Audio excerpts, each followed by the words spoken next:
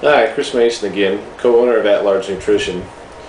This won't be a rant, as the other video I most recently made was. This is more of a educational purposes, I guess we'll call it. We're going to talk about post-workout nutrition, why it's a good idea. There's a lot of hype about that, been for years. Supplement companies, magazines, which either have supplement companies as advertisers, so they have a bias and/or own the supplement companies and/or are owned by these supplement companies, have been promoting certain things post-workout for years, and in a sense, probably all that commercialism's perverted the end game message, which is there is a valid message that post-workout nutrition is effective, should be used. It does not have to be in the form of a nutritional supplement, i.e. a protein shake or a protein and carbohydrate shake, which is, by the way, what it should be, protein and carbohydrates combined at a minimum, plus some fats. But it does not have to be that. It can certainly come from foods. The idea of using a supplement being superior, really only there's kind of two aspects to that. One is the convenience factor. It's really easy to get yourself a little shaker, put some mix in there, a little protein carbohydrate mix, bring it into the gym after you train, put some water in there, shake it up, drink it, you're good. So there's certainly the convenience factor. You may have some benefit derived from quicker absorption because it's liquefied.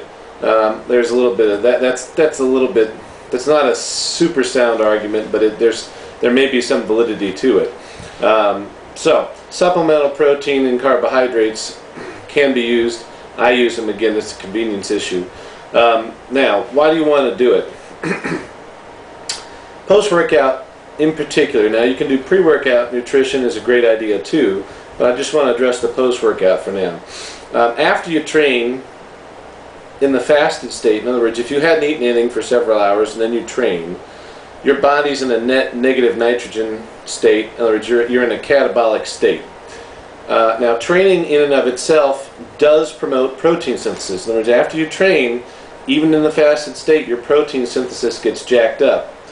However, and this is where it goes bad, your protein degradation, your breakdown of protein, also gets jacked up by training. And in the fasted state, that degradation, the breakdown, exceeds the synthesis. Therefore, you have a net negative state. When you consume nutrients after training, or perhaps before training, you will have the availability of both amino acids and, assuming you had some carbohydrates. We'll address those both. Amino acids, protein immediately post-workout. If you have amino acids available, that alone will will further push the increased synthesis from training to a degree that you will now switch that net negative state into a net positive state. So just protein by itself will turn that negative into a positive. But it does not optimize potential recovery and or supercompensation. Supercompensation being defined as you get bigger or stronger, adaptation to the workout so that the next time it's easier, which is of course the goal of any hard training individual. So, to optimize it, you need to consume carbohydrates with the protein. Why? A couple of reasons. The biggie is insulin. Carbohydrates, all foods, but carbohydrates in particular, or especially so, I guess is the best way to put it, elicit an insulin response. Simple carbohydrates, the quicker they're absorbed, the higher GI type carbohydrates are going to elicit a more potent or a larger insulin response. That's good in the post-workout environment.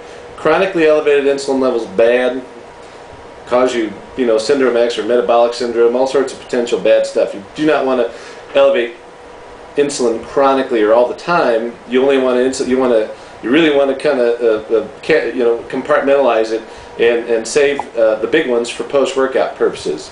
So anyway, you get that insulin spike. Once you've done that, what that does is a couple of things. One, obviously insulin shuttles glucose into glycogen, which is the stored form of glucose, which your muscles use. It's stored in either the liver or the muscles, but obviously, we're going to discuss the muscular end of it. And intramuscular glycogen stores are the kind of preferred fuel of choice for intense muscle contractions, weight training, higher intensity type exercises, running, sprinting, jumping, etc. When I say sprint and running, I should say higher intensity type running or interval training, you name it. Anything that has a relatively high degree of intensity. So, you want glycogen, of course. You want to replenish your glycogen after training. That's a good thing. That, again, helps promote that recovery response. But beyond that, insulin, being the really neat hormone that it is, insulin also has beneficial effects to protein synthesis.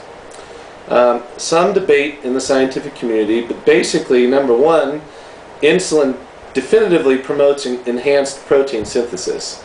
And again, all this stuff is somewhat additive. In other words, the training amino acid, protein synthesis response here, then ingesting some amino acids or having available amino acids brings it up here, and then having that insulin around can bring it up yet again. So again, you're optimizing this protein response, this protein synthesis response.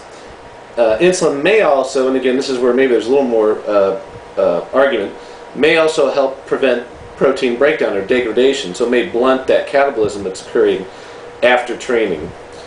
In any event, it definitively enhances synthesis. It does a couple of things. It does that, there's a direct, within the muscle itself, it enhances synthesis. Amino acid availability is rate limiting, so in other words, as long as you've got amino acids available, it's going to do the trick. So again, you get that synergy effect. You got to have the protein there. Here's another little interesting tidbit that a lot of people don't know about. This is, I think, personally, particularly cool. After you train, everybody's heard the term, not everybody, but most people have heard the term volumization of the muscle cell. You've heard that relative to like creatine supplementation, talks about a volumized muscle cell. All that really means is the size of the cell has been increased. It's essentially holding more water, basically, which increases the size of the cell. But here's where it gets very, very interesting. After training, first off, your muscle cells are volumized. Training does that to the cells. Okay, now, it's been shown that just volumization of a muscle cell enhances protein synthesis and enhances glycogen synthesis.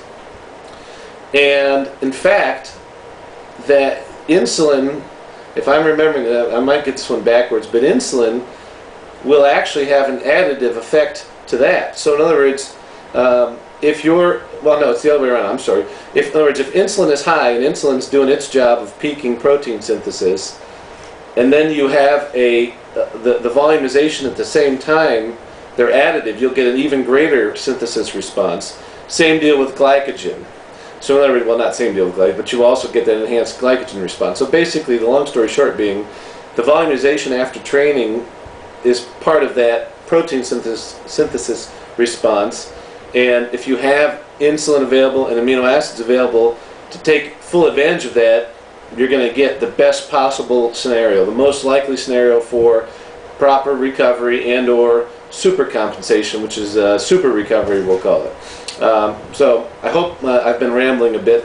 I may record another video after this for some clarity, but I hope this has helped you out, and thanks for watching, and have a good day.